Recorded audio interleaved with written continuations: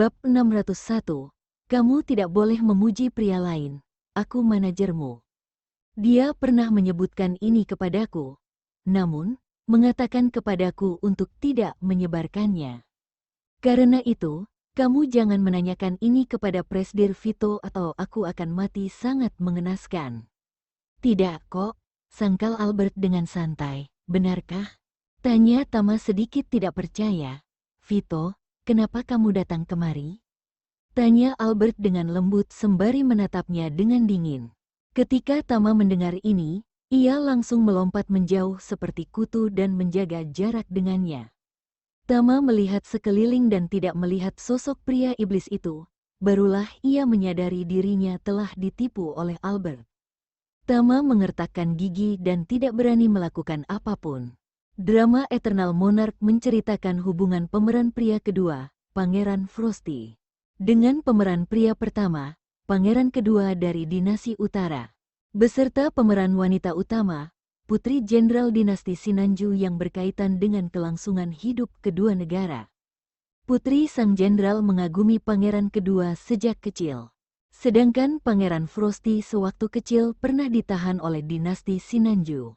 Dan dia menerima banyak bantuan dari pemeran wanita utama, bahkan seni bela diri juga diajarkan oleh pemeran wanita utama. Kemudian, kedua negara bernegosiasi dan Pangeran Frosty dibebaskan kembali ke negaranya. La mengandalkan segala macam cara yang kejam untuk naik ke tahta putra mahkota. Permintaan untuk menikahi putri Sang Jenderal ditolak. Karena itu, dia menyamar dan pergi ke Dinasti Sinanju dengan nama samaran untuk mendekati pemeran wanita utama. Albert adalah pemeran wanita utama di drama itu dan setelah bertahun-tahun kemudian bertemu dengan pemeran pria kedua di Dinasti Sinanju. Dalam drama, pemeran pria kedua sedang berjalan di jalan kekaisaran dan seorang pencuri tiba-tiba menabrak pemeran pria kedua. Maaf, pencuri itu terkejut, kemudian meminta maaf dan pergi. Akibatnya, pencuri itu ditendang keras dari belakang dan terbang keluar. Serahkan dompetnya, ujar pemeran wanita utama mengenakan pakaian yang rapi sembari menginjak dada pencuri dan mengulurkan tangannya. Pemeran pria kedua memandang pemeran wanita utama yang heroik. Cahaya gelap terbesit di matanya, kemudian mengepalkan tinjunya dan menekan kegembiraan di hatinya. Nih, apakah uangmu ada yang berkurang? Ujar pemeran wanita utama mendatanginya dan melemparkan kantong uang itu padanya. Setelah pemeran pria kedua memeriksa dompet dan menemukan uang di dalamnya telah dicuri oleh pencuri. Pemeran wanita utama mengetahui dia datang untuk berbisnis di ibu kota kekaisaran. Karena itu membawa pulang pemeran pria kedua dan menerimanya untuk sementara. Ketika pemeran wanita utama hendak pergi setelah mencarikan tempat tinggal untuk pemeran pria kedua, pemeran pria kedua menatap punggungnya dengan tatapan yang dalam. Sentuhan kesuksesan dan kegembiraan melintas di matanya dan langsung berubah menjadi kelembutan, seolah menatap kekasih yang telah dicintai selama bertahun-tahun. Cut, teriak sutradara dengan bersemangat dan kemudian tersenyum menatap gambar di kamera. Albert, istirahatlah sebentar. Selanjutnya adalah adegan keduamu dengan Presdir Vito. Pemeran pria kedua di drama Eternal Monarch pernah diganti dan Matthew bukanlah artis besar. Sejak dirinya lulus dari Akademi Film dan Televisi terkenal, La tidak memiliki karya dan drama ini adalah karya pertamanya. Namun, Matthew adalah tuan muda keluarga Sealer. Orang-orang menyebutnya Hercules. Karakternya kurang baik dan kepribadiannya tidak bisa ditebak. Keluarga Sealer adalah keluarga terbesar kedua di negara R dan satu-satunya yang dapat dibandingkan dengan keluarga Octo. Wajah Vito sedikit muram dan menyerahkan termos kepada Albert. Tidak kusangka kemampuan akting Hercules keluarga Sealer cukup bagus. Aku dengar ini syuting pertamanya, desah Albert, bahkan Albert yang sebagai senior merasa malu. Aku juga baru pertama kali syuting, ujar Vito menggertakkan giginya dengan marah sembari mencari rasa keberadaannya. Tatapan pria itu menatap Albert membuat Vito merasa tidak nyaman. Aku tidak mengatakan aktingmu tidak bagus, ujar Albert tidak berdaya. Mengingat identitas pemeran pria utama dan pemeran pria kedua di kehidupan nyata sangat hebat. Albert merasa kasihan untuk artis pria di dunia hiburan, persetan. Apakah bisnis keluarga kalian sudah mau bangkrut? Satu persatu datang ke dunia hiburan berebut pekerjaan dengan artis pria lain. Kamu tidak boleh memuji pria lain, ujar Vito wajahnya muram lagi. Pria manapun tidak boleh dipuji, tanya Albert mengerutkan bibirnya sejenak. Iya, jawab Vito merasa harus mengatakan konsekuensinya lebih serius. Kalau tidak, Albert tidak akan mengingat kata-katanya. Vito mengertakkan gigi dan mengeluarkan ancaman pembunuhan. Jika kamu berani memuji pria lain, aku akan membunuh mereka. Albert melihat HP-nya dan membolak-balik album, kemudian menemukan foto Kina dan Erza. Tiba-tiba aku menyadari abang keduamu semakin tampan dan sangat-sangat tampan. Otot dahi Vito membiru dan napasnya tertahan di dada tidak bisa dilampiaskan. Wanita ini pasti sengaja. Di sana, Matthew yang memerankan pemeran pria kedua dalam drama, minum seteguk air mineral sembari melirik dingin ke arah Vito. Kemudian mengencangkan kepalan tangannya selama beberapa menit hingga botol air mineral bengkok. Tuan Sieler, apakah benar kamu menginginkan Nona Albert? Sepertinya ayah kandung putrinya adalah Presdir Vito. Bisik Besti manajer Matthew. Awalnya Besti adalah bawahan kakak Matthew. Karena mengkhawatirkan Matthew syuting di luar, ia mengutus Besti menjadi manajer Matthew. Besti sungguh tidak mengerti dengan status dan kekuasaan keluarga Sieler sebagai keluarga terkaya kedua di negara El.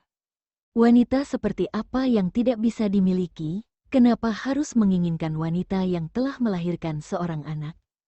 Dan Thomas malah membiarkan adiknya Matthew, meski tidak sedikit wanita yang telah melahirkan anak dinikahi orang kaya. Namun, dia merasa latar belakang Albert tidak sepadan apalagi sudah pernah seorang anak. Sama sekali tidak cocok untuk Hercules keluarga Sieler.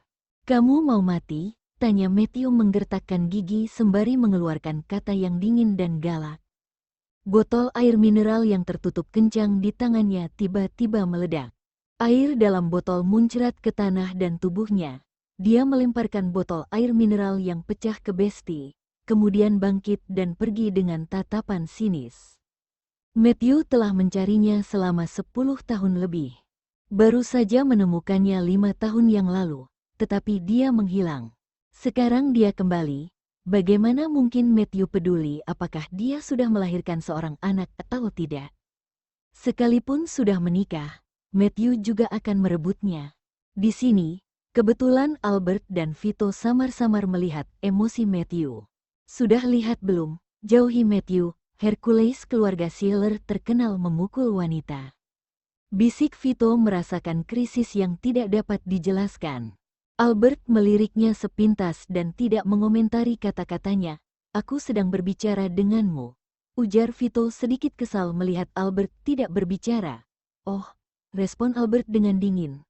Oh, apa? Aku menyuruhmu untuk menjauhi dia. Dengar tidak? Tanya Vito tidak tahan untuk mengguncang bahunya. Di drama ini aku mengagumi pemeran pria kedua dan mencoba mendekati pemeran pria kedua, ujar Albert dengan lembut mengingatkan bahwa dia akan memiliki banyak adegan dengan Matthew. Bab 602. Anak itu sedikit mirip denganmu. Berinteraksi dalam drama boleh. Tetapi jika di luar syuting, kamu harus menjauhi dia, ujar Vito dengan nada mendominasi. Albert meliriknya dengan marah. Dengan identitas Matthew selama dia melakukan sedikit penyelidikan pasti akan mengetahui bahwa dirinya sudah menjadi ibu dari seorang anak. Albert tidak merasa Matthew memiliki perasaan padanya. Setelah itu, asisten sutradara datang dan bertanya apakah mereka sudah siap untuk memulai syuting adegan kedua. Vito seperti sedang bersaing dengan Matthew menunjukkan kemampuan aktingnya yang sangat baik. Bahkan membuat sutradara sangat puas dan merasa proses syuting bisa selesai lebih awal. Adegan syuting berakhir di tengah malam.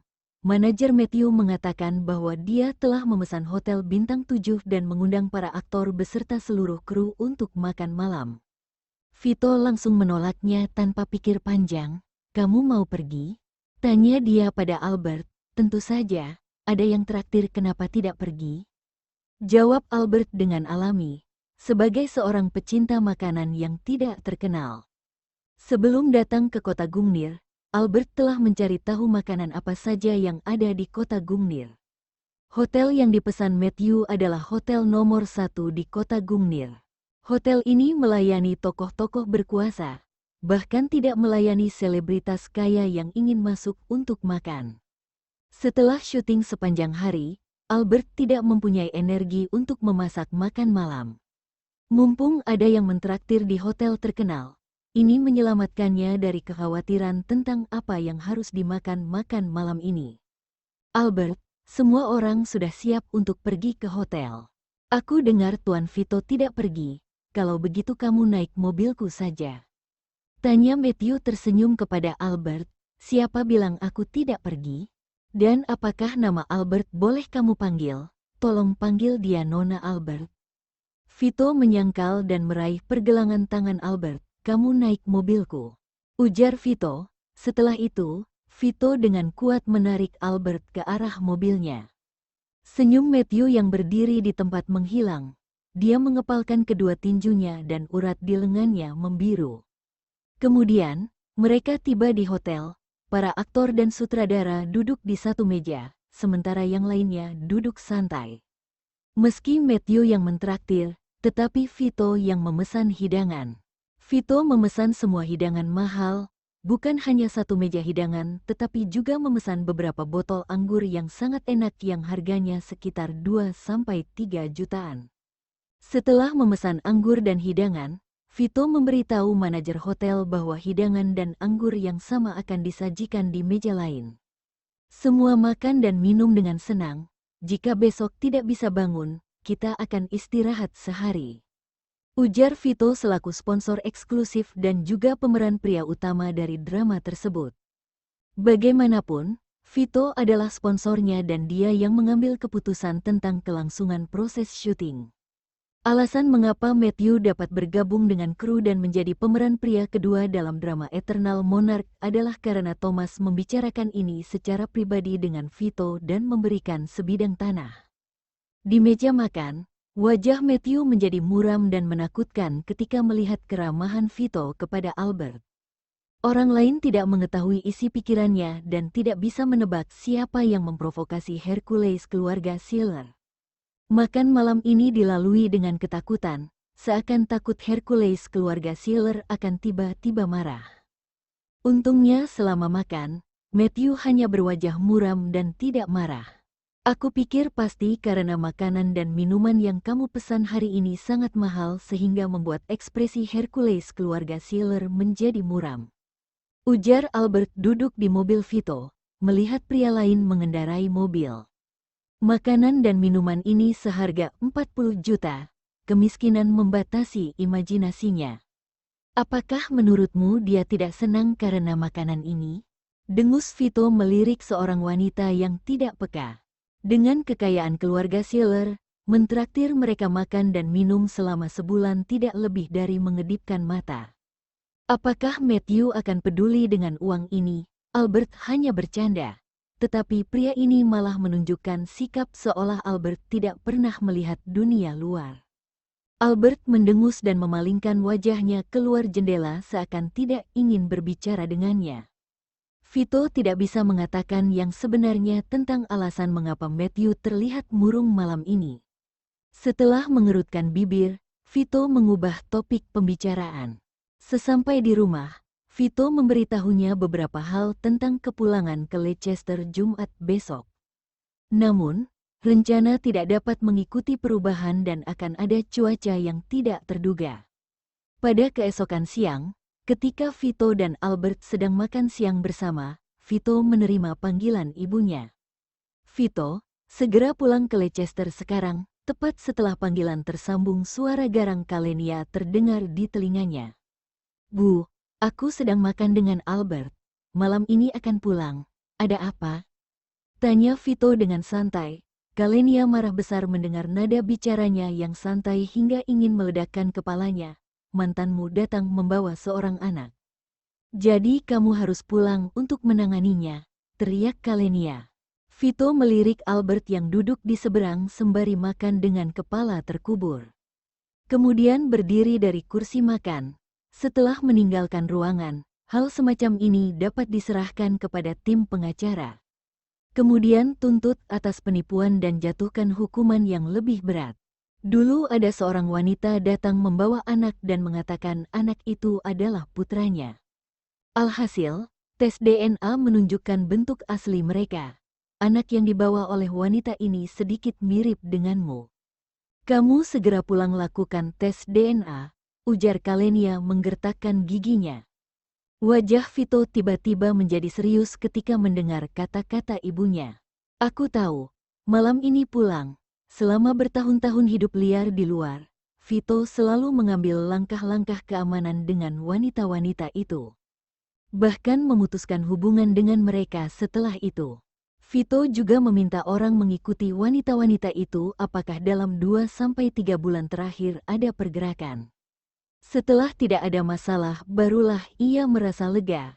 Dia ingin melihat siapa yang tidak takut mati dan siapa yang berani berpura-pura menjadi anak Vito. Sebelumnya aku memintamu membawa Albert pulang untuk makan malam di rumah. Untuk sementara jangan dulu, kamu selesaikan masalah tidak jelas ini dulu. Teriak Kalenia marah. Jika anak itu tidak mirip dengan Vito, dia pasti akan menyuruh orang mengusirnya. Namun, anak yang dibawa oleh wanita itu mirip dengan Vito. Ini mengingatkannya ketika Vito membawa Dea pulang ke rumah. Mereka merasa alis Dea sedikit mirip dengan Vito. Alhasil, Dea benar-benar putri dari Tuan Muda ketiga. Kalenia ragu dan tidak dapat menentukan apakah anak yang dibawa oleh wanita itu adalah anak Tuan Muda ketiga. Aku tahu apa yang harus dilakukan. Nada suara Vito sedikit kesal dan marah. Dia sangat menantikan membawa Albert pulang akhir pekan ini, tetapi tiba-tiba terjadi sesuatu setelah menutup telepon. Vito menyesuaikan emosinya sebelum kembali ke ruangan.